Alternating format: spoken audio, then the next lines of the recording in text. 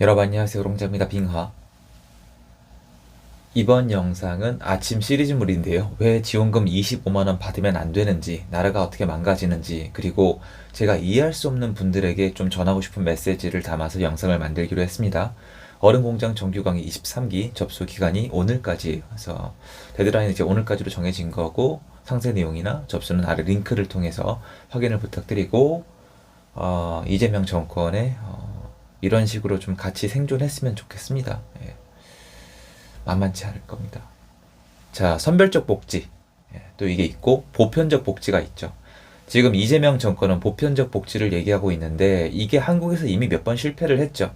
예전에 오세훈 서울시장님이 계실 때, 애들 급식에 대해서 선별적으로 할지, 보편적으로 할지 서로 붙었죠. 예, 상대당이랑. 그리고 오세훈 서울시장은 선별적으로 복지하겠다. 정말 어려운 사람들만 도와주겠다. 반대편은 민주당이죠. 그러면 안 된다. 선별적으로 복지하면 공짜로 밥 먹는 애들이 눈칫밥 먹는다. 차별당한다. 참 좋아요. 차별당한다. 당할 것이다.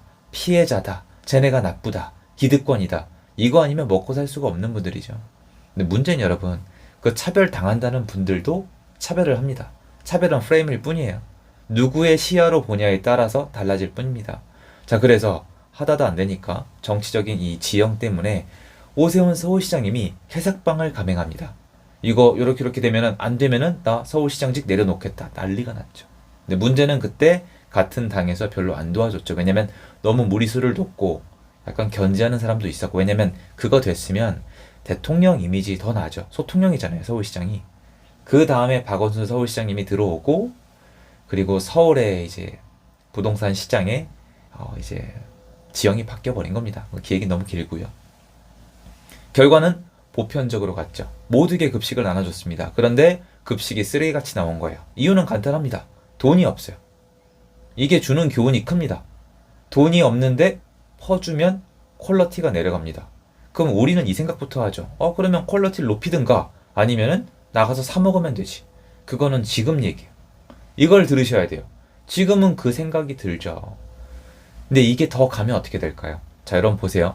25만원씩 나눠주면은 국가 경제는 내려갑니다. 채권을 발행해서 돈을 땡겨 쓰고 후손 세대한테 미루는 거예요. 국민연금처럼, 건강보험처럼, 후손 세대한테 폭탄을 넘기고 있는 거예요. 프랑스처럼, 그리스처럼, 일본처럼, 후손 세대는 거지꼴 나는 겁니다. 근데 아무도 관심 없죠, 지금 보시면은. 그리고 나서 우리는 돈을 받았죠. 이 행위가 중요해요. 돈을 받았다. 야, 25만원 갖다 왜 그러냐? 나 다 알아, 이 사람아. 나 얘가 거지로 보여? 네, 거지로 보여요. 무슨 차이인데요? 여러분, 말은 똑바로 합시다. 거지의 개념이 돈을 받는 액수에 따라 달라집니까? 돈을 받는 행위 또는 돈을 받는 방법에 따라 달라집니까? 국가 지원금을 받으면요, 일단 그냥 받은 거예요. 25만원의 의미를 두지 마시고요. 돈을 받았다는 게 중요한 겁니다. 야, 그런데 난 안 받으려고 그러는데 제가 줬어. 받았잖아요. 그러니까 이게 또 문제가 되고 있죠. 근데 주는 곳을 선거로 골랐잖아요. 부정선거 얘기는 다음에 해요, 여러분. 부탁 좀 드릴게요.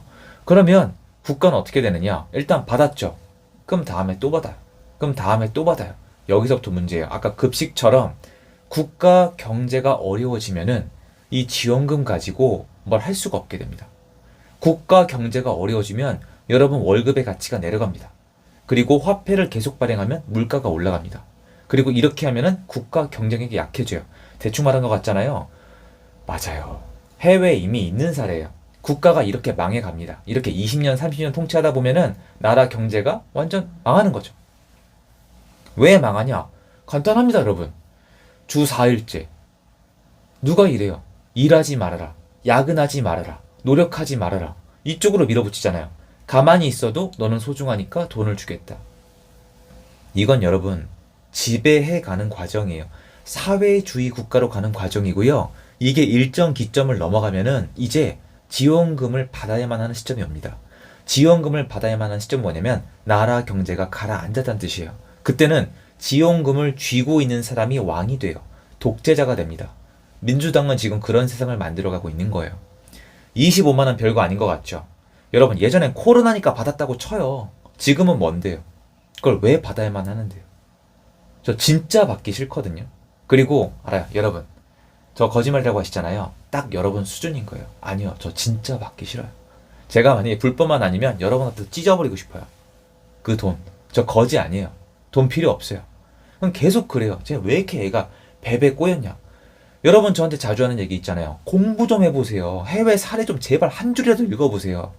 지원금 풀어서 이게 끊긴 국가가 없고, 지원금 계속 풀어서 잘 사는 국가가 없고, 이 시스템을 통해서 민주주의를 완성한 국가가 없고요. 결국에는 다 사회주의 국가로 가가지고 다 통치자를 만나가지고 계속 가난해지면서 단물을 빨아먹힐 뿐이에요.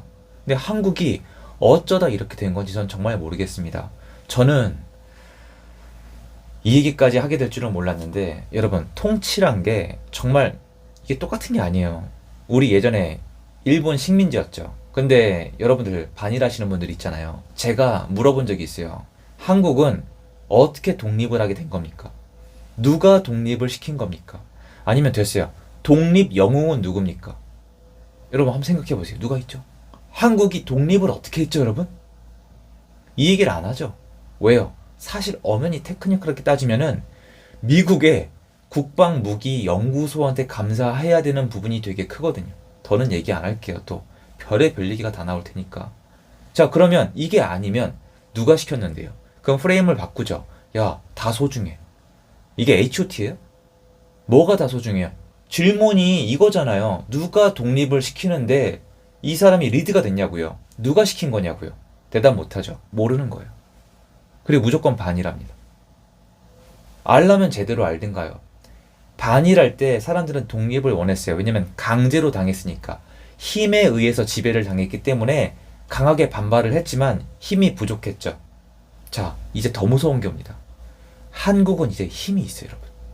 힘이 있는데 예전에 힘이 없어서 일본한테 지배를 당한 게 아니라 이번엔 스스로 편한 걸 찾아가다가 남들과 비교하다가 공짜 좋아하다가 스스로 내가 원해서 통제를 받는 세상이 올 수가 있어요. 지금 점점 오고 있습니다, 여러분. 민주당법 계속 바꾸고 있죠. 지금 완전 독재입니다. 진짜 농담이 아니에요. 그리고 이제 지원금 받다가 나라 망가지고 더 지원금 받다가 공무원만 늘리다가 그리고 계속 무슨 연금, 기본연금 이런 거 늘리다가 어떻게 될 것 같은데요? 나라 경제는 없고요. 거기에 매달려야 돼요. 그럼 그때 누가 왕이에요? 이재명이 왕입니다. 이게 불가능해 보이세요? 해외에서 많이 완성을 했다니까요. 북한이 지금 시스템을 바꿀 수 있어요? 중국이 지금 시스템을 바꿀 수 있어요? 러시아가 지금 시스템을 바꿀 수 있어요? 쿠바가 지금 시스템을 바꿀 수 있어요? 민주주의라면서요. 국민이 중요하다면서요. 국민들의 의견을 묻는다면서요.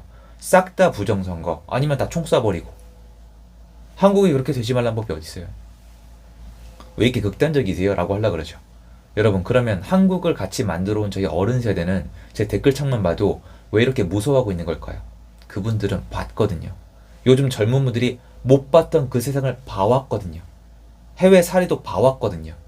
그런 게 얼마나 무서운 건지, 사람이 노예가 된다는 게 얼마나 무섭고 어떻게 보면 얼마나 쉬운지, 얼마나 서서히 스며드는지. 25만원? 이번에 받을 수도 있어요. 좋아요. 좋은데 그걸로 끝날 건가요? 여러분, 이게 생각을 해보세요. 25만원 풀면 경제에 생기가 돈다면서요. 호텔 경제야. 그러면 앞으로 계속 하겠다는 거 아니에요? 제 말이 맞잖아요. 왜 25만원 갖다 그래 프레임 바꾸지 마시고 이게 좋은 거라면서요. 받고 싶어 하시잖아요. 공짜 좋아하시잖아요. 이게 좋은 거라면서요. 그럼 또 하면 되겠네요. 또 하고 또 하고 또 하다 보면 어떻게 될 것 같아요? 나라 망조 나는 거예요.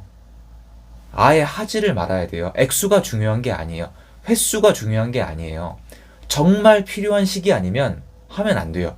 이런 건 괜찮아요. 코로나 시기에 정부 지침 때문에 자영업자가 장사를 못했죠. 이건 물어줘야죠. 그건 보상금이에요.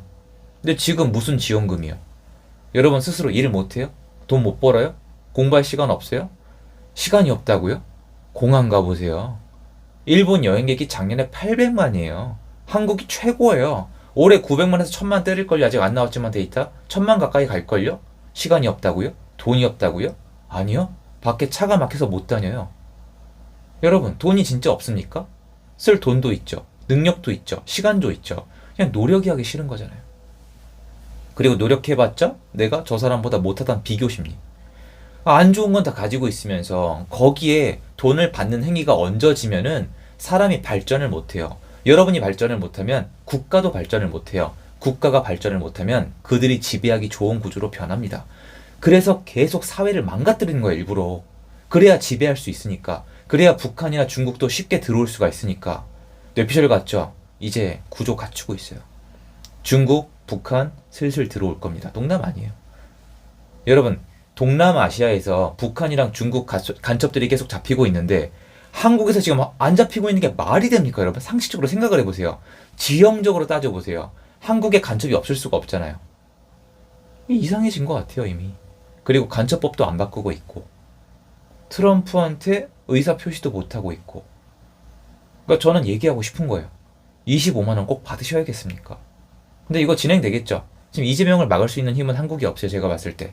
그런데 제가 다시 말씀드리지만 여러분은, 저희 시청자 여러분은 혼자가 아니에요. 지금 우리의 가장 큰 희망은 이 사실이에요. 우리가 혼자가 아니라는 거. 그리고 이번에 투표율 보셨죠? 부정선거 얘기 다음에요. 50대 50이에요. 아직 안 끝났습니다. 목소리 내세요. 누가 나랑 같은 생각을 갖고 있는지 확인을 하세요. 그리고 이 힘이 어딘가로 갈 수 있어요. 예를 들면 윤석열, 계엄 그 당시 생각해 보세요. 힘이 모일 수 있는 시기가 와요. 영원히 가지 않아요. 힘이 너무 크면 분열이 납니다. 아직은 아닐 것처럼 보여도 그렇게 됩니다. 영원한 건 없어요. 그렇기에 절대 포기하지 마시고 계속 목소리를 내세요. 함께 하겠습니다, 여러분. 저는 배급받는, 저는 그런 가축 마인드 싫어요, 여러분. 제가 할 수 있어요, 오케이? 여러분도 할 수 있고 저 능력이 있어요. 그치? 여쭤보잖아요. 계속 이러실 거잖아요. 야, 너 프레임 씌우지 마. 나 능력 있어. 25만 원 안 받아도 돼. 받지 마시라고요. 국민들이 안 받겠다고 하면 안 줘요. 아니, 투표를 처음부터 똑바로 하시든가요. 왜 딴 얘기예요? 말씀드리잖아요. 받기로 한 거잖아요. 준다는 사람 뽑았잖아요. 그 25만 원은 약하고 돈 계속 풀어요, 이제. 수두룩 합니다. 문재인 때 400조 풀었잖아요. 이번에 어떻게 될까요? 어마어마하겠죠? 뒤를 안 보니까. 그리고 나라가 약해지는 걸 좋아할 테니까. 여러분 좀 깨어나셔야 되고, 혼자가 아니세요. 그리고 목소리 내셔야 되고, 저도 열심히 해보겠습니다만 좀 쉽지 않은 부분들이 있는데 그건 여러분 응원 받으면서 제가 좀 힘을 더 내보겠습니다. 감사드리고요. 좋은 하루 되시고요. 제 영상 여기까지입니다.